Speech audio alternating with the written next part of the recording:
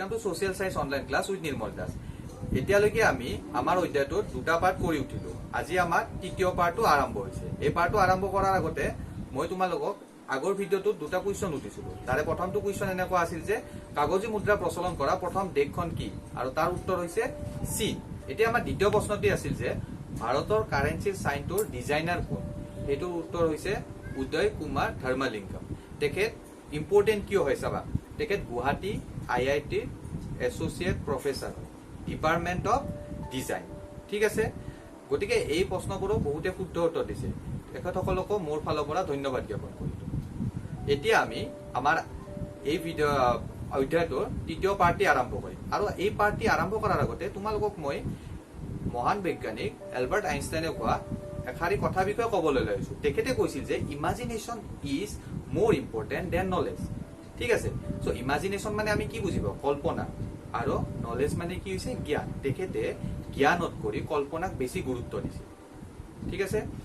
এই কথাষাৰি উত্তৰটো চাবা দেই কেনেকুৱা। তেখেতে কি কৈছে যে ইমাজিনেশ্যন চাবা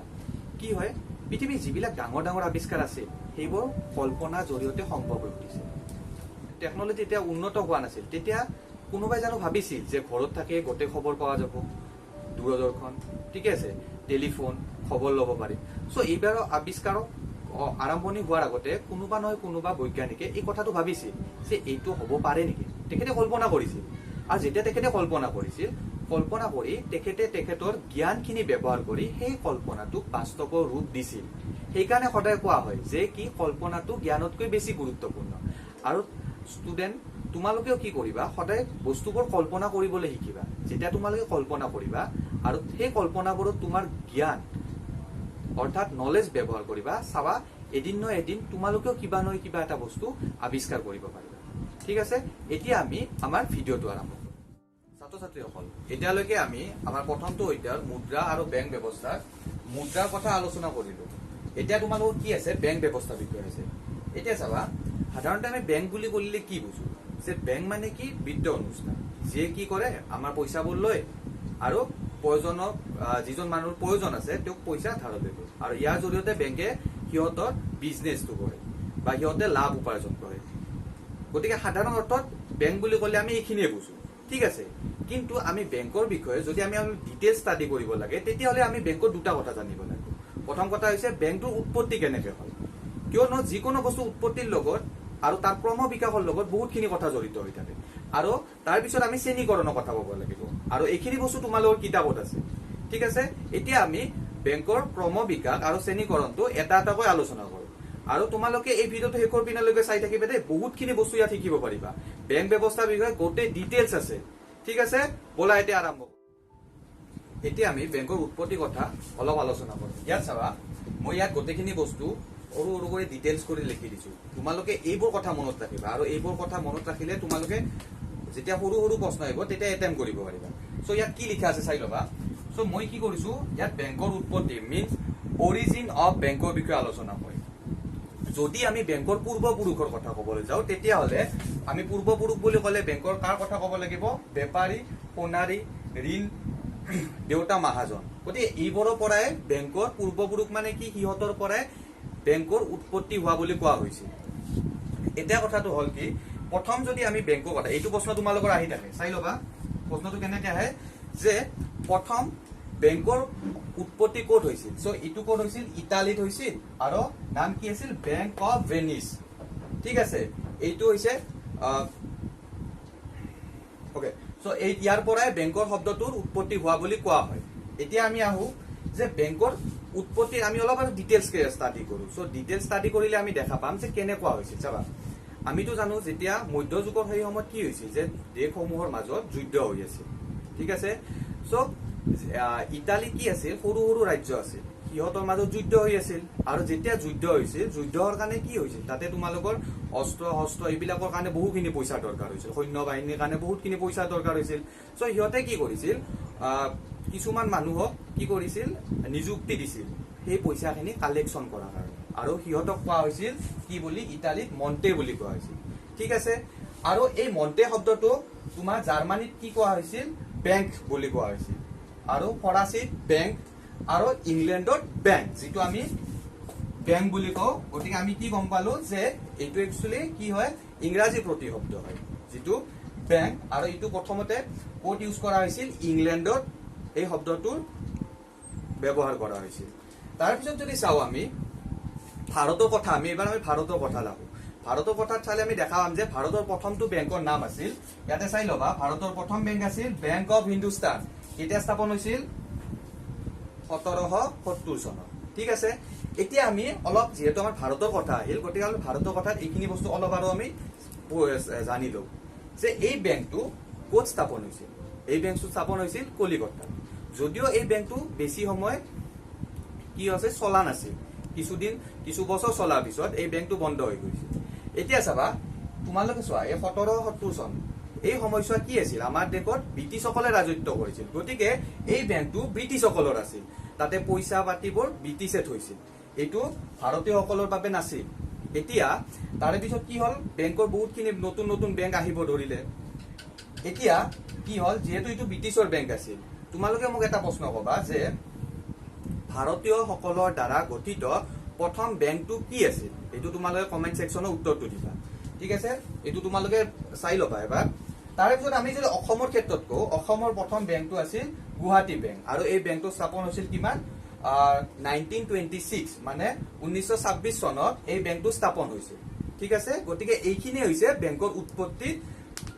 পৰা আহিব লগা তোমালোকৰ প্ৰশ্ন আৰু এইখিনি বস্তু তোমালোকে এনেকে মনত ৰাখিবা ঠিক আছে এতিয়ালৈকে আমি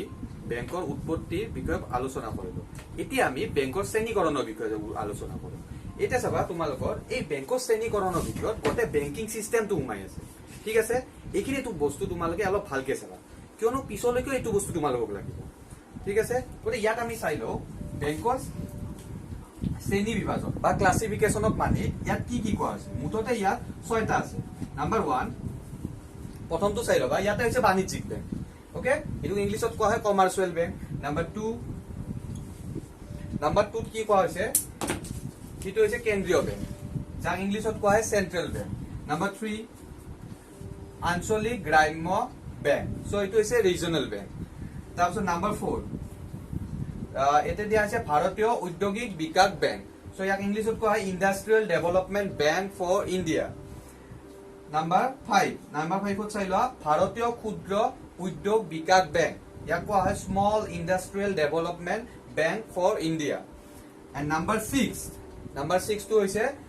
ৰাষ্ট্ৰীয় কৃষি আৰু গ্ৰাম্য উন্নয়ন বেংক ইয়াক ইংলিশত কোৱা হয় national bank for agriculture and rural development যাক আমি ইন শৰ্ট নাবাৰ্ড বুলি কওঁ ঠিক আছে এতিয়া চাবা এইবোৰ বস্তু আমাৰ ইয়াৰে কোনবিলাক বস্তু আমাৰ ইম্পৰ্টেন্ট আছে বা পৰীক্ষাৰ আমাৰ কোনবিলাক বস্তু আহে ঠিক আছে সো ইয়াতে তোমালোকে চাবা ইয়াতে যদি সৰু কোৱেশ্চন আহে তোমাৰ 1 মাৰ্কছৰ আহিব পাৰে কেনেকুৱা কয় যে যিকোনো বেংক এটা দিলে বেংকটো লিখিব দিলে যে বাণিজ্যিক বেংক কি কেন্দ্ৰীয় বেংক কি এনেকুৱা আহিব পাৰে দ্বিতীয় ইয়াৰ কি আহিব পাৰে হেডকোৱাৰ্টাৰ আহিব পাৰে কিছুমান বেংক আছে য'ত হেডকোৱাৰ্টাৰ বিলাক আহি থাকে সচৰাচৰ পৰীক্ষাত আহি থাকে আৰু কিছুমান কম্পিটিটিভ এক্সামতো আহি থাকে চাই লোৱা যেনে কৰি কেন্দ্ৰীয় বেংকৰে হওক এইখিনি আমি সব বস্তু আলোচনা কৰিম তোমালোকে খালি ভিডিঅ'টো চাই থাকিবা তাৰ পিছত আহিব পাৰে কি কাৰ্যাৱলীটো তোমালোকৰ আহিবই আহিব 4 মাৰ্কছৰ কাৰণে কাৰ্যাৱলী আহি যাব যিকোনো ইয়াৰ কাৰ্যাৱলী আহিব আৰু ইয়াত এটা বস্তু মন কৰিবা কিছুমান বেংক আছে তলৰ কিছুমান বেংক দেখিছা ইয়াৰে নামবোৰতে ইয়াৰ কাৰ্যাৱলীবোৰ সোমাই আছে কেনেকে আছে সেইবোৰ বস্তু আমি এটা কৈ আলোচনা কৰিম ঠিক আছে ছাত্ৰ-ছাত্ৰীসকল এতিয়া আমি বেংকৰ শ্ৰেণীকৰণটো আৰম্ভ কৰোঁ সো বেংকৰ শ্ৰেণীকৰণটো আৰম্ভ কৰাৰ আগতে মই তোমালোকৰ প্ৰথমতে আমি কি কৰিম যে আমাৰ চাৰিওফালে যিবিলাক বেংক আছে সেইবিলাক বেংকৰ বিষয়ে আমি আলোচনা কৰিম ঠিক আছে তাৰে পিছত যিবিলাক অন্যান্য বেংক আছে সেইবিলাকৰ বিষয়ে আলোচনা কৰিম সো সেই অনুসৰি আমি প্ৰথমতে আলোচনা কৰিম বাণিজ্যিক বেংক সো বাণিজ্যিক বেংকটো আৰম্ভ কিয় কৰিলো চাবা আমি যদি বাণিজ্যিক বেংকৰ উদাহৰণ চাওঁ তোমালোকৰ চাৰিওফালে যিবিলাক বেংক দেখি আছা সেইবোৰ সচৰাচৰ বাণিজ্যিক বেংক হয় লাইক তোমালোকে চাৱা যিবিলাক বেংকৰ ব্ৰাঞ্চ দেখিছা SBI হওক বেংক অফ বৰোদা ঠিক আছে সিন্ডিকেট বেংক এইবোৰ কি হয় একোটা বাণিজ্যিক বেংক হয় ঠিক আছে যদি বাণিজ্যিক বেংকৰ ডেফিনেশনৰ বিষয়ে বা তোমালোকক যদি সুধে বাণিজ্যিক বেংক কি তেতিয়াহলে আমি কেনেকে লিখিম চাবা যিবোৰ বেংকে কেন্দ্ৰীয় বেংকৰ নিৰ্দেশত জনসাধাৰণৰ পৰা ধন জমা ৰাখে আৰু প্ৰয়োজন অনুসৰি ঋণ প্ৰদান কৰে সেইবোৰ বেংকক কি বুলি কোৱা হয় বাণিজ্যিক বেংক বুলি কোৱা হয় ঠিক আছে গতিকে ইয়াত চাবা ইয়াত বেসিক্যালি কি কোৱা হৈছে দুটা বস্তু কোৱা হৈছে বাণিজ্যিক বেংকে কি কৰে জনসাধাৰণ জনসাধাৰণ মানে কি আমাৰ পৰা পইচা জমা ৰাখে ঠিক আছে আৰু কি কৰে সেইবোৰ পইচা কোনোবা প্ৰয়োজনীয় ব্যক্তিক বেপাৰ বাণিজ্যতে হওক কি কৰে ঋণ প্ৰদান কৰে গতিকে বেসিক্যালি বাণিজ্যিক বেংকৰ কাৰ্যবলীটো হৈছে এইটো ঠিক আছে এতিয়া কিন্তু তোমালোকৰ মনত বহুত প্ৰশ্ন উদয় হৈছে যে আমিনো বেংকত কিয় পইচা থওঁ ঠিক আছে আমাৰ কি লাভ হ'ব বেংকৰ কি লাভ হয় গতিকে এইখিনি বহুতখিনি প্ৰশ্নৰ উত্তৰ মই অলপ অলপ কৰি আমি বস্তুখিনি কি কৰোঁ প্ৰেক্টিকেলি এবাৰ বুজি চাওঁ ঠিক আছে আমি যে বেংকত পইচা থওঁ উদ্দেশ্য হৈছে আমি দুটা প্ৰথম কথা আমি যদি ঘৰত পইচাখিনি থৈ দিওঁ তেতিয়াহ'লে কি হয় তোমাৰ ইয়াত তাৰমানে সেফটিৰ কথা হয় যে কি হয় ঘৰতো চুৰিও হ'ব পাৰে ঠিক আছে চুৰি হলেতো এইটো আৰু আন নাপাম আমি ঠিক আছে আৰু দ্বিতীয় কথা যে ঘৰত যদি তুমি আজি সাপোজ তুমি 1000 টকা ঘৰত থৈ দিলা বাকচত এবছৰ পিছত যদি সেই 1000 টকা লোৱা তেতিয়া সেই 1000 টকাটো 1000 হৈ থাকিব তাতে কোনো নাবাঢ়ে কিন্তু বেংকৰ ক্ষেত্ৰত এই দুটা বস্তু আমি পাই যাওঁ কেনেকৈ বেংকত থলে কি হয় বস্তুটো আমাৰ সেফ হয় ঠিক আছে সেফ সিকিউৰিটি হয় তাৰপিছত নাম্বাৰ 2 বেংকত যদি আমি পইচা দিওঁ বেংকে কি কৰে তাৰে পৰা আমাক কি কৰে এটা সুদ দিয়ে ঠিক আছে এইটো বেংক লৈ বেলেগ বেলেগ হয় ধৰি লোৱা 7% হল 100 টকা থলা এবছৰৰ পিছত তুমি কিমান 107 টকা পাবা মূল সুদ দুটা মিলি 107 টকা ঠিক আছে গতিকে এইখিনি হৈছে বেংকৰ কথা এতিয়া দ্বিতীয় কথা হ'ল বেংকে কেনেকৈ বাণিজ্য কৰে যে বেংকে ইয়াৰ দ্বাৰা কেনেকৈ লাভ কৰে সেইটো বস্তু আমি বুজি যাওঁ গতিকে ইয়াত বুজাৰ কাৰণে মই এটা এক্সাম্পল ললো লগে লগে মই তোমালোক কাৰ্যবলী কথাখিনিও ইয়াৰ লগত জড়িত হৈ আছে দেই অলপ তোমালোক খালি মন কৰি চাবা বস্তুবিলাক অলপ প্ৰেক্টিকেলি বুজি যাবলৈ চেষ্টা কৰা ধৰি লোৱা এজন মানুহ আছে মানুহজনৰ নাম ধৰি ললো এক্স নামৰ মানুহজনে কি হৈছে তাৰ তাতে একজন মানুহ তাতে 1000 টকা আছে ঠিক আছে এই 1000 টকাটো কি কৰে সি এতিয়া প্ৰয়োজন নাই আৰু সেই পইচাখিনি কি কৰিব বিচাৰে সি কৰবাত থব বিচাৰে এতিয়া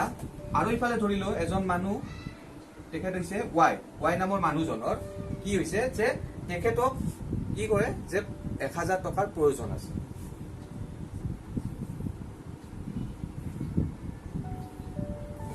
সো 1000 টকাৰ প্ৰয়োজন আছে এতিয়া এই এক্স আৰু ওয়াই দুয়োজনে দুয়োজনক চিনি নাপায় ঠিক আছে এতিয়া কি কৰিছে এই মানুহজনে যি এক্স নামৰ মানুহজনে তোমাৰ ওচৰৰে SBI বেংকৰ ব্ৰাঞ্চত পইচাখিনি জমা থবে জমা থোৱাৰ লগে লগে কি হ'ল বেংকে সেই পইচাটো ৰাখিলে ৰখাৰ পিছত বেংকে কি কৰিব পাৰিব সেই পইচাখিনি এটা অংক কাটি লৈ এটা বস্তু কি দিব পাৰিব ওয়াইক দিব পাৰিব কি হিচাপে লোন হিচাপে দিব পাৰিব মেইনলি বেংকৰ প্ৰসেসটো এইটো হয় এতিয়া তোমালোকৰ মনত প্ৰশ্ন আছে ইয়াত লাভ কাৰ কিমান হ'ল ঠিক আছে ইয়াতে লাভটো চাবা ইয়াতে তোমালোকৰ এটা কথা চাবা বাণিজ্যিক বেংকে তেওঁলোকে কি কৰে মেইন উদ্দেশ্য হয় নামটো চাবা ইয়াতে বাণিজ্যিক মানে কি বেপাৰ বাণিজ্য কৰি লাভ কৰা কেনেকৈ লাভ কৰে চাবা ধৰি লোৱা এই যিজন মানুহ আছে এইজন মানুহক SBI কি কৰিলে 5% ইন্টাৰেস্ট ৰেট দিলে এবছৰতে তাৰ মানে কি ই যদি একেট মানুহজনে যদি 5% মানে অৰ্থটো বুজি লবা 100 টকাত 5 টকা ঠিক আছে তাৰ মানে 1000 টকাত কিমান হ'ব 50 টকা হ'ব তাৰ মানে যদি এবছৰ পিছত SBI বেংকে যত পইচা লৈছে 100 কিমান টকা কৰি ঘূৰাই দিব কুটে মূলে 1050 টকা কৰি ঘূৰাই দিব আৰু এই যিজন মানুহে পইচাটো ললে ঠিক আছে তেখেতৰ পৰা SBI কি কৰিলে 10% কৰি ইন্টাৰেস্ট ললে ঠিক আছে 10% কৰি ইন্টাৰেস্ট লোৱা মানে কি ই কিমান দিবা লাগিব 1100 টকা কৰি এবছৰ পিছত কুটে মূলে ঘূৰাই দিব লাগিব গতিকে আমি কি দেখা পালো SBI ইয়াক কিমান ঘূৰাই দিলে 1050 টকা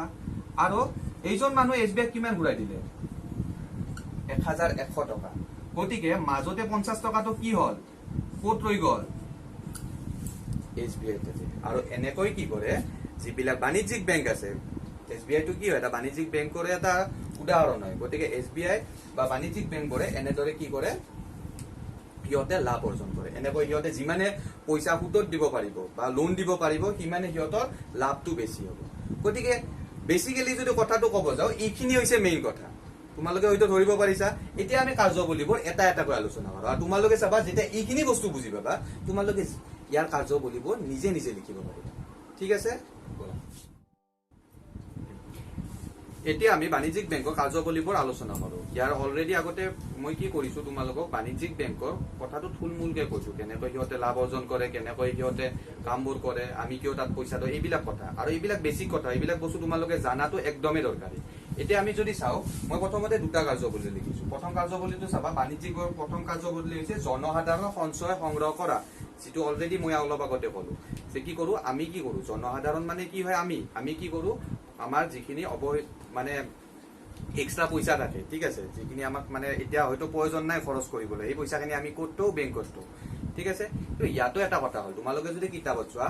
ইয়াত তোমালোকে চাবা, আমি যেতিয়া বেংকত পইচা থবলৈ যাওঁ, তেতিয়াহ'লে বেংকে আমাক তিনিটা অপশ্যন দিয়ে। ফাৰ্ষ্ট অপশ্যনটো দিব আমাক কি হয়, চলিত আমানত, সঞ্চয় আমানত, স্থিৰ আমানত, এই তিনিটা বস্তু। চ' ইংলিছত ক'ব গ'লে কি হয়, current deposit, saving deposit, and লাষ্টতো হৈছে তোমাৰ কি, ফিক্সড ডিপজিট। এতিয়া বস্তুবিলাক আমি আৰু অলপ আলোচনা কৰি চাওঁ, কাৰণ তোমালোকে যেতিয়া বেংকত যাবা এইবিলাক বস্তু ফেচ কৰিবা। গতিকে তোমালোকে যিহেতু আমাৰ কিতাপত দিয়া আছে, এইখিনি বস্তু আমি এবাৰ অলপ আলোচনা কৰি চাওঁ, যাতে তোমালোকে বেংকত গ'লে এইবিলাক বস্তু এটলিষ্ট বুজিব পৰা হয়। নহ'লে তাতে আৰু তোমালোকক সুধিলে কোনোবাই নক'বও পাৰে। চ' আমি প্ৰথমতে চাই লওঁ, মই তোমালোকক অলপ আগতে ক'লো কি, চলিত আমানত। চলিত আমানত। চ' চলিত আমানতৰ কথা ক'বলৈ গ'লে আমি কি পাওঁ, চলিত আমানতক ইংলিছত কি হয়, কাৰেণ্ট ডিপজিট বুলি কয়। চলিত আমানতৰ কণ্ডিশ্যনটো চাবা, চলিত আমানতত কেনেকুৱা হয়, সেই আমানতত পইচা থলে তোমালোকে যেতিয়াই ইচ্ছা তেতিয়াই যিমান ইচ্ছা সিমানে পইচা ওলাব পাৰিবা। বুজি পালানে বস্তুখিনি? কেনেকুৱা হয়, ধৰি লোৱা কেনে হয়, আৰু এইবোৰ এনেধৰণৰ আমানত কোনবিলাক, যিবিলাক বিজনেছ পাৰ্চন হয়, যিবিলাকৰ মানে কি হয়, ডেইলি পইচা কি কৰে, লেনদেন কৰিব লগা হয়, বহুখিনি পইচা, সিহঁতে এনেধৰণৰ একাউণ্ট ইউজ কৰে। কেনেকে ইউজ কৰে এবাৰ চাই ল'বা, যে বেংকে কি কৰিলে, যে মোৰ ধৰি লোৱা এজন মানুহ আছিল, মানুহজনৰ 1 লাখ টকা আছিল, কি কৰে, ঘৰত অনাৰ পৰিৱৰ্তে তাৰ বেংকত থৈ দিলে ৰাতি। মানে কি হ'ল, বেংকত থোৱা মানে কি, বস্তুখিনি ছেফ হৈ থাকিল, আৰু ৰাতিপুৱা উঠি গোটেইখিনি পইচা ওলাই আনিলে। গতিকে সি যদি এনেকুৱা ধৰণৰ একাউণ্ট ইউজ কৰে, তেতিয়া সেইটো একাউণ্টক চলিত কি বুলি কোৱা হ'ব, চলিত আমানত বুলি কোৱা হ'ব। এতিয়া ইয়াত এটা বস্তু লক্ষ্য কৰিবা, আমি ইয়াৰে অলপ আগতে পাইছিলো যে কি কয়, বেংকে কি কৰে, আমাৰ ইণ্টাৰেষ্ট দিয়ে 5%, 10% যে মই তোমালোকক কৈছিলো। তাতে কি কৰে বেংকে, যিহেতু এই যিখিনি পইচা কথা ক'লো, মই অলপ আগতে উদাহৰণ তোমালোকক 1 লাখ টকাৰ কথা কৈছো, এই 1 লাখ টকাটো ৰাতিৰ ভিতৰতে কি হ'ল, ৰাতিৰ আগাৰ দিনা থলে, পিছদিনাখন কি কৰে, ওলাই আনিলে। গতিকে বেংকে জানো এইখিনি পইচা আনক দিব পাৰিছে সুতলৈ? পৰা নাই। যিহেতু পাৰা নাই, গতিকে কি কৰিব, বেংকে জানো সেইজন মানুহক সুদ দিব পাৰিব নেকি? নোৱাৰে। গতিকে ইয়াৰ পৰা কি বুজি পালো আমি, চলিত আমানতত আমি দুটা বস্তু বুজি ললো। প্ৰথম কথা হৈছে কি, চলিত আমানতত আমানতকাৰীয়ে যেতিয়া ইচ্ছা তেতিয়া পইচা ওলাব পাৰে, যিমান ইচ্ছা সিমানে ওলাব পাৰে। আৰু দ্বিতীয় কথাটো হৈছে কি, এনেধৰণৰ তোমাৰ যিবিলাক একাউণ্ট থাকে, এনেকুৱা একাউণ্টত পইচা থলে তোমালোকে কোনো ধৰণৰ সুদ নোপোৱা। আৰু বেচিকেলি কোনবিলাক হয়, বিজনেছ পাৰ্চন যিবিলাক হয়, সেইবোৰে কি কৰে, এনেধৰণৰ একাউণ্ট ইউজ কৰে। ঠিক আছে, এতিয়া আমি দ্বিতীয়টো আহিলো। এতিয়া 1 নম্বৰ হৈ গ'ল। দ্বিতীয়টো হৈছে সঞ্চয়। সঞ্চয় আমানত, সঞ্চয় আমানতক ইংলিছত কোৱা হয় ছেভিং একাউণ্ট। ঠিক আছে, এই ছেভিং একাউণ্টটো তোমালোকে শুনি থাকে প্ৰায়। ঠিক আছে, আৰু এটা বস্তু লক্ষ্য কৰিবা। ঠিক আছে, এইখিনি মই এটা কথা মনত পৰিল, তোমালোকে যেতিয়া এটিএমত পইচা ওলাব যাবা, তেতিয়াহ'লে এটা বস্তু চাবা, তাতে চিলেক্ট ইউৰ একাউণ্ট বুলি এটা অপশ্যন আহে। তাতে তোমালোকে চাবা দুটা অপশ্যন সচৰাচৰ থাকে। কি থাকে, ছেভিং, অ'কে, আৰু এটা কাৰেণ্ট। গতিকে তোমালোকে ইউজুৱেলি কি কৰা, ছেভিং এইটোৱে ইউজ কৰা। চ' ছেভিং বা সঞ্চয় আমানত বুলি কোৱা হয়। এতিয়া এই একাউণ্টটোত কেনেকুৱা আছে চাবা, এই একাউণ্টটো আমি সচৰাচৰ আমি যিবিলাক ঘৰুৱা খণ্ডৰ মানুহবিলাক আছো, আমাৰ দৰে মানুহবিলাকে এনেধৰণৰ একাউণ্ট ইউজ কৰে। এই ধৰণৰ একাউণ্টৰ কণ্ডিশ্যনটো চাবা কি হয়। প্ৰথমতে এই ধৰণৰ একাউণ্টত তুমি পইচা ওলাব পাৰিবা, ঠিক আছে, কিন্তু এটা সময়ৰ ভিতৰত কিমানখিনি ওলাব পাৰিবা তাৰ এটা সীমা ধৰা থাকে। তাৰ ওপৰত তুমি পইচাটো ওলাব নোৱাৰা। সেইকাৰণে তোমালোকে এতিয়া চাবা, এটিএমত পইচা ওলাব গ'লে দেখা পোৱা যে এইখিনি পইচা ওলাল, গোটেই নোলাল, এইটো কথা কোৱা শুনা পোৱা। গতিকে এনেকুৱা কথা ক'লে তোমালোকে জানিবা সিহঁতৰ একাউণ্টটো কি হয়, ছেভিং একাউণ্ট হয়। ঠিক আছে, আৰু ইয়াত যিহেতু আমি এটা বস্তু লক্ষ্য কৰিলো, কি কৰিছে বেংকে, আমানতকাৰী কিছু অংশ পইচা নিজৰ লগত ৰাখিব পাৰিছে। নিজৰ লগত ৰাখিব পাৰিছে মানে কি, সিহঁতে সেইখিনি পইচা বেলেগক লোন দিব পাৰিব। যিহেতু বেলেগক লোন দিব পাৰিব, গতিকে বেংকেও কি কৰিব পাৰিব, যিজন আমানতকাৰী আছে বা যিজন সঞ্চয়কাৰী, যাৰ পইচাখিনি হয়, তেখেতেও কি কয়, সুদ দিব পাৰিব। কিন্তু ইয়াৰ এটা কথা হ'ল, ইয়াত কি হয়, সুদটো ইমান বেছি নহয়, মে বি 3%, আৰু 5% এনেকুৱাৰ ভিতৰত হয় আৰু তাতকে বেছি সুদ দিব নোৱাৰে কাৰণ কি হয় ইয়াত তাৰ মানে যেহেতু আমানতকাৰী পইচাবোৰ মন কৰিলে ওলাব পাৰে অলপ হলেওতো ওলাব পাৰে গতিকে ইয়াতো সুদৰ হাৰ কি হয় কম ঠিক আছে এতিয়ালৈকে হয়তো বুজি পাইছা তোমালোকে এতিয়া আমি তৃতীয়টো কথা আহিলো তৃতীয়টো হৈছে কি স্থিৰ আমানত সো স্থিৰ আমানত বা এইটো কি হয় ফিক্সড ডিপোজিট তোমালোকে হয়তো কথা কেতিয়াবা ঘৰত শুনি থকা এফডি কৰা ঠিক আছে সো এফডি বা ফিক্সড ডিপোজিট যেটো আমি কওঁ এইটো কন্ডিশনটো চাবা ইয়াৰ নামটোতে অৰ্থ থাকে স্থিৰ বা ফিক্স মানে কি ফিক্স মানে তোমাৰ কি পইচাখিনি ফিক্স কৰি থৈ দিব পাৰি ধৰি লোৱা কেনেকুৱা হয় আমি অলপ এক্সাম্পল বুজি লওঁ দেই তেতিয়াহ'লে আমাৰ আৰু সহজ হৈ যাব ধৰি লোৱা কি হ'ল এজন মানুহ আছিল চাকৰি কৰিছিল তেখেত কি হ'ল ৰিটায়াৰ্ড হ'ল সো ৰিটায়াৰ্ড হোৱাৰ পিছত কি কৰিলে ৰিটায়াৰ্ড হোৱাটো পইচা পাব ভালেখিনি সাপোজ 5 লাখ পালে সো 5 লাখটো তেখেতৰ এতিয়া হয়তো প্ৰয়োজন নাই পিছত তেখেতে ভাবিলে কি পিছত যদি ঘৰ বনাই তেতিয়া লাগিব ধৰি লোৱা আজিৰ পৰা 5 বছৰ পিছত লাগিব তেখেতে যেহেতু এই 5 বছৰ মাজৰ সময়খিনি পইচাৰ প্ৰয়োজন নাই গতিকে তেখেতে কি কৰিলে এইটো লং টাৰ্মৰ কাৰণে সেই বস্তুটো ফিক্স কৰি জমা কৰি থৈ দিলে ঠিক আছে এতিয়া কথাটো হ'ল কি যেতিয়া তেখেতে কি কৰিলে পইচাখিনি ফিক্স কৰি দিলে ধৰি ললো আমি 5 ইয়াৰৰ কাৰণে থলে ইয়াত কিন্তু আৰু এটা বস্তু কৈ দিলো মিনিমাম 1 ইয়াৰ হ'ব লাগে দেই 1 ইয়াৰৰ ওপৰত কিমান কৰা সেইটো তোমালোকৰ কথা কিন্তু মানুহজন আমি কি ধৰি ললো 5 বছৰৰ কাৰণে যেহেতু থৈ দিয়াৰ পিছত তেখেতে সেই পইচাটো 5 বছৰ হোৱাৰ পিছতে ওলাব পাৰিব এতিয়া এটা বস্তু আমি ধৰিব পাৰো যেহেতু বেংকে কি কৰিব পাৰিছে সেইখিনি পইচা বেছি সময়ৰ কাৰণে নিজৰ লগত ৰাখিব পাৰিছে আৰু বেংকে কি কৰিব পাৰিব সেইখিনি পইচা বেছি সময়ৰ কাৰণে মানুহক দিব পাৰিব কি হিচাপে ঋণ হিচাপে গতিকে ইয়াত কি কৰিব বেংকে সেইজন মানুহক বেছিকৈ সুদ প্ৰদান কৰিব এতিয়া আমি চাও মই তলৰ পিনে কি লিখিছো আৰু এটা পইণ্ট লিখিছো এতিয়া হৈছে ঋণ যোগান ধৰাটো গম পালোৱে আমি এটা সাইডৰ পৰা চাই আছো যে জনসাধাৰণৰ পইচাখিনি কি কৰিছে জমা থৈছে তাতে আমি তিনিটা কাম অলৰেডি আলোচনা কৰিলো এটা বেংকে যে পইচাখিনি পাইছে বেংকে নিজে একো কাম নকৰে বেংকে কি কৰি আছে মাধ্যম হিচাপে কাম কৰিছে মাধ্যম হিচাপে কাম কৰি মিডলম্যান হৈ যিজন মানুহ প্ৰয়োজন আছে সেইজন মানুহ সেই পইচাখিনি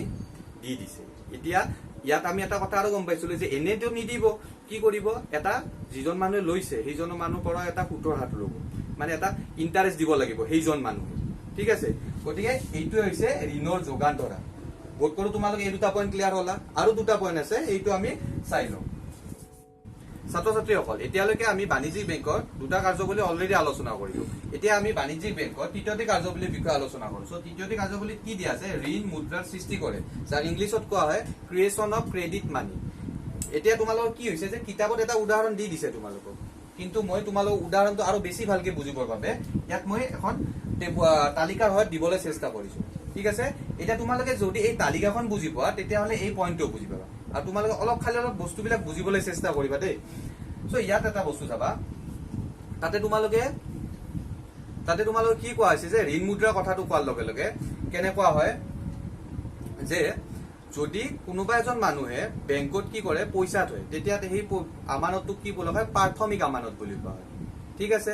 এটা চাবা প্ৰাথমিক আমানত মানে কি আমি ধৰি ললো এজন মানুহ আছিল মানুহজনে কি কৰে SBI বেংকত প্ৰাথমিক আমানত এইটো চাবা প্ৰাথমিক আমানতৰ কথা মই অলৰেডি ক'লো তোমালোকক সো প্ৰাথমিক আমানত মানে কি কয় যেতিয়া প্ৰথমতে যায় বেংকত পইচা থৈ দিয়ে সাপোজ মই যাই কি কৰিলো বেংকত পইচা থলো সেইটো কি আমানত বুলি ক'ব প্ৰাথমিক আমানত কিমান টকা থলে 1000 টকা প্ৰাথমিক আমানত হিচাপে থৈ দিলে এতিয়া কথাটো হ'ল কি যদি আমি লক্ষ্য কৰো ইয়াত আমি কি দিছো বেংকৰ সঞ্চয় 10% সো 10% টো কেনেকুৱা চাবা দেই বেংকৰ সঞ্চয় মানে কি ইয়াত এটা কথা হ'ল যে যদি কোনোবা এজন মানুহে বেংকত কি কৰিছে 1000 টকা থলে বেংকে সেই গোটেই 1000 টকাটো কি কয় আনক দি দিব নোৱাৰে ঋণ হিচাপে কিয় ঠিক আছে এই কিয়টোৰ এনসাৰটো আমি চাবা আমি এটা পাইছিলো যেটো সঞ্চয় আমানত আছে ঠিক আছে সঞ্চয় আমানতত তোমালোকে কি পাইছিলা যে তাৰে পৰা গোটেইখিনি পইচা ওলাব নোৱাৰে কিন্তু অলপ হলেওতো ওলাব পাৰে এতিয়া যে এনেকুৱা হয় যিজন মানুহে বেংকত পইচা থৈছিল 1000 টকা নেক্সট দিনা হি ক'লে কি যে মোক 100 টকাৰ প্ৰয়োজন হৈছে মোক 100 টকা লাগে তেতিয়াহ'লে বেংকেটো দিব নোৱাৰিব কাৰণ অলৰেডি 1000 টকাটো পোৱাৰ লগে যদি বেংকে কি কৰে সেইখিনি পইচা যদি আনক দি দিয়ে তেতিয়াহ'লে সেইজন মানুহটো তেতিয়া নিদিব পাৰে বুজি পালা না কথাখিনি সো বেংকে কি কৰে নিজৰ লগত এটা পইচা সঞ্চয় কৰি থৈ দিয়ে আৰু আমি এইটো বস্তু ধৰি ললো 10% মানে কেনেকুৱা চাবা দেই বস্তুটো একদম ইজি হয়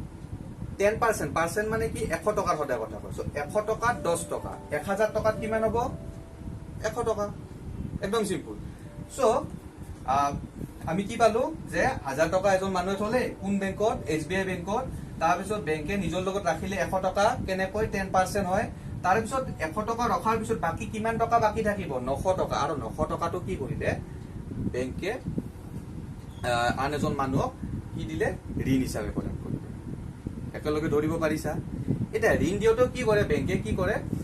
যিজন মানুহক মানে টকা ঋণত দিব না তেখেতক সেইটো বেংকত এটা একাউণ্ট খুলিব দিয়ে আৰু একাউণ্টত সেই পইচাখিনি সোমাই দিয়ে এইটো হৈছে বেংকিং প্ৰসেছ এতিয়া আকৌ আমি ধৰি ললো এই যিটো 900 টকা পোৱা মানুহ আছে ঠিক আছে তেখেতে কি কৰিলে তেখেতৰ পইচাখিনি আনি BOI so bank of India তেখেতৰ একাউণ্টটো বেংক অফ ইণ্ডিয়াত আছিল তো বেংক অফ ইণ্ডিয়াত কি কৰিলে এই 900 টকাটো জমা কৰি থৈ দিলে এতিয়া চাবা 900 টকাটো জমা কৰি থোৱা মানে কি এইটো কিহত পৰি গ'ল এইবাৰ প্ৰাথমিক আমানত কথাটো ধৰিব পাৰিছেনে প্ৰাথমিক আমানত কিমান জমা হ'ল 900 টকা জমা হ'ল তাৰ মানে কি হ'ল বেংক অফ ইণ্ডিয়া এই 900 টকাটো কি কৰিব পাৰিব এতিয়া ঋণ হিচাপে আগবঢ়াব পাৰিব ঋণ হিচাপে আগবঢ়াব পাৰিব তোমালোক মই অলৰেডি কৈছো কি কৰে বেংকে নিজৰ লগত এটা পইচা সঞ্চয় কৰি থৈ দিয়ে কিয় কৈ থৈ মইতো কৈছোৱে অলপ আগতে এতিয়া কথাটো হ'ল কি 10% তো আমি ধৰিয়ে লৈছো 10% হোৱাৰ লগে লগে কিমান আছে বেংকত তাতে এতিয়া জমা 900 টকা কোন বেংকত বেংক অফ ইণ্ডিয়া এতিয়া 10% হলে কিমান হ'ব 10% হলে 90 টকা কেনেকৈ 100 টকা 10 টকা ঠিক আছে 900 টকা 90 টকা সো 90 টকা নিজৰ লগত ৰাখিলে বাকি থাকিব কিমান 810 টকা সো 810 টকাটো কি কৰিব পাৰিব ঋণ হিচাপে আগবঢ়াব পাৰিব বুজি পালানে বস্তুটো এবাৰ আৰু সাৰ্কুলেশনটো হৈ গল এতিয়া এই 800 টকাটো এজন মানুহে কি কৰিলে ঋণ হিচাপে ললে ঋণ হিচাপে লোৱা মানুহজনৰ একাউণ্টটো আছে BOB সো ইটো হৈছে bank of Baroda in short ফৰ্মত লিখিছো bank of Baroda so bank of বৰোদাত কি কৰিলে এই 800 টকাটো নি কি কৰিলে জমা কৰি থলে সো বেংক অফ বৰোদাই যেতিয়া সেইজন মানুহ 800 টকা জমা কৰি থলে সেইটো কিহত পৰি গল প্ৰাথমিক আমানত পৰি গল সেম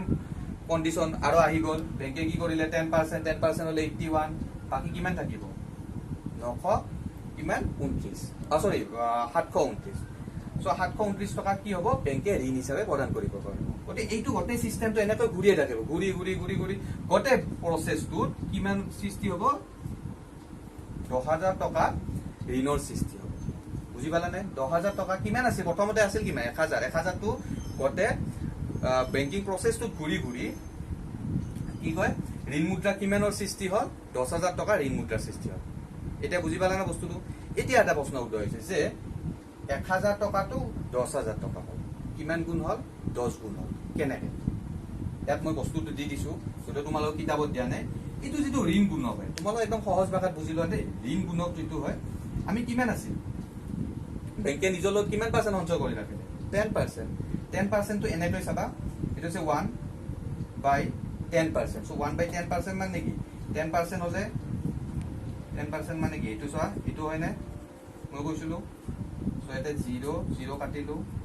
এইটো আমি এনেকৈ লিখিব পাৰো সো এইটো মই লিখি দিছো চোৱা ওপৰটো 1 আছে এইটো ডিভাইড কৰিলে কিমান পালা 10 গতিকে কিমান গুণ বাঢ়িছে 10 গুণ কেনেকৈ বাঢ়িলে এইটো কিহৰ ওপৰত ডিপেন্ড কৰি আছে বেংকে নিজৰ লগত কিমান পাৰ্চেন্ট সঞ্চয় কৰি আছে ধৰিব পাৰিছা যদি ইয়াত এটা কথা হ'ল যদি বেছিকৈ সঞ্চয় কৰি ৰাখে ঠিক আছে মানে এই ৰেটটো যদি বাঢ়ি যায় 10% ৰ পৰা 20% হয় তেতিয়া হলে কি হ'ব এই যেটো তোমাৰ ঋণ মই যেটো গুণৰ কথা কৈছো 10 গুণ হৈছে এটা তোমালোকে এটা মোক প্ৰশ্ন উত্তৰ দিবা যে আমি কি কৰিছো যেতিয়া 10% কে বেংকে নিজৰ লগত ৰাখিছে তেতিয়া ঋণ মুদ্ৰা কিমান সৃষ্টি হৈছে কিমান গুণ বাঢ়িছে 10 গুণ বাঢ়িছে প্ৰশ্নটো হ'ল যদি 20% হয় 20% হলে এইটো কিমান বাঢ়িব কিমান গুণ বাঢ়িব বুজিছানে বস্তুটো কিমান গুণ বাঢ়িব বেছি বাঢ়িব না কম বাঢ়িব সেইটো বস্তুটো তোমালোকে মোক কমেন্ট সেকশনত দি দিব অলপ বস্তুখিনি অলপ ইন্টাৰেষ্টিং অলপ ভাবি চাবা দেই বস্তুখিনি একদম ইজি আৰু তোমালোক লাগিব কিন্তু এইটো বস্তু ইন ফিউচাৰ লাগিব গতে এইখিনিতে তোমাৰ এইটো 3 নম্বৰ পইণ্টটো শেষ হৈ গ'ল আশা কৰো তোমালোকে বুজি পাইছা আৰু যদি বুজি পোৱা নাই তোমালোক কমেন্ট সেকশনত মোক কৈ দিবা মই আৰু বস্তুটো একবাৰ কৈ দিম আৰু বাণিজ্যিক বেংকৰ শেহতীয়া কাৰ্যৱলী হ'ল অন্যান্য কাৰ্যৱলী সো অন্যান্য কাৰ্যৱলী মানে কি চাবা সো অন্যান্য মানে কি এই বেংকিং ট্ৰানজেকচনৰ বাহিৰে বাকি যিবিলাক কাম কৰে সেইবিলাক অন্যান্যৰ ভিতৰত পৰে ইয়াত তোমালোকে যদি চোৱা বেংকত আমি কি কৰিব পাৰো, আমাৰ যিবিলাক ইম্পৰ্টেণ্ট মানে গুৰুত্বপূৰ্ণ বস্তু আছে সেইবোৰক জমা কৰি ৰাখিব পাৰো। আমাৰ ফালৰ পৰা চালে যিবিলাক সোণ গহনা জাতীয় বস্তুবিলাক আছে, প্লাছ তোমাৰ যিবিলাক ইম্পৰ্টেণ্ট নথি পত্ৰ আছে, ঘৰৰ কাগজ পত্ৰই হওক, সেইবিলাক বস্তু আমি কি কৰিব পাৰো, বেংকত থব পাৰো, যিটোক আমি কি বুলি কওঁ, লকাৰ ফেচিলিটি বুলি। তোমালোকে এইটো শব্দটো শুনি থাকা, লকাৰ ফেচিলিটি প্ৰভাইড কৰে। চ' এইটো বস্তুটো কি কৰে, বাণিজ্যিক বেংকৰ এটা কাৰ্যাৱলীৰ ভিতৰত পৰে। আৰু ইয়াৰ দ্বাৰাও বেংকে কি কৰে, তাৰে পৰা এনে নাৰাখে দেই, তাৰে কাৰণেও বেংকে কি কৰে, এটা চাৰ্জ কৰে পইচা। গতিকে সেইটো আৰু বেংকৰ অন্যান্য কাৰ্যাৱলীৰ ভিতৰতে পৰে। গতিকে এইখিনি হৈছে বেংকৰ মুখ্য কাৰ্যাৱলী। ধৰিব পাৰিছা তোমালোকে বাণিজ্যিক বেংকৰ কাৰ্যাৱলীখিনি? 4টা কাৰ্যাৱলীৰ কথা ক'লো, তাৰে মই 2টা পইণ্ট একদম ভালকে ডিছকাছ কৰিছো, কাৰণ সেইখিনি বস্তু ইম্পৰ্টেণ্ট হয়। সেইখিনি জানিলেহে তোমালোকে বাণিজ্যিক বেংকৰ বিষয়ে জানিব পাৰিবা। ঠিক আছে ছাত্ৰ ছাত্ৰীসকল, আজি আমি এই ক্লাছটোত কি আলোচনা কৰিলো এবাৰ চাই লওঁ। আমি আলোচনা কৰিলো বেংকৰ ক্ৰম বিকাশৰ বিষয়ে। ঠিক আছে, তাৰ পিছত আমি বেংকৰ শ্ৰেণীকৰণৰ কথা কৈছিলো, বা শ্ৰেণীকৰণত তোমালোকৰ 6টা বেংকৰ কথা কৈছিলো। তাতে মই বিশেষকৈ বাণিজ্যিক বেংকৰ কথাটো আগতে কৈছো, আৰু তাতে বস্তুবিলাক যিবিলাক বাণিজ্যিক বেংকৰ কাৰ্যাৱলী হয় সেইবিলাক বস্তু আমি ডিটেইল ষ্টাডি কৰিছো। গতিকে আজিৰ এই ভিডিঅ'টো মই ইয়াতে অন্ত কৰিলো, আৰু শ্ৰেণীকৰণৰ যিবিলাক বেংক আছে, মানে বাকী যিটো 5টা বেংক আছে, আমি নেক্সট ভিডিঅ'টোত আলোচনা কৰিম। আৰু এতিয়ালৈকে যদি ভিডিঅ'টো চাই ভাল লাগিছে তেতিয়াহ'লে লাইক কৰিবা, শ্বেয়াৰ কৰিবা, কমেণ্ট কৰিবা, আৰু আমাৰ চেনেলটো ছাবস্ক্ৰাইব কৰিবা। ধন্যবাদ।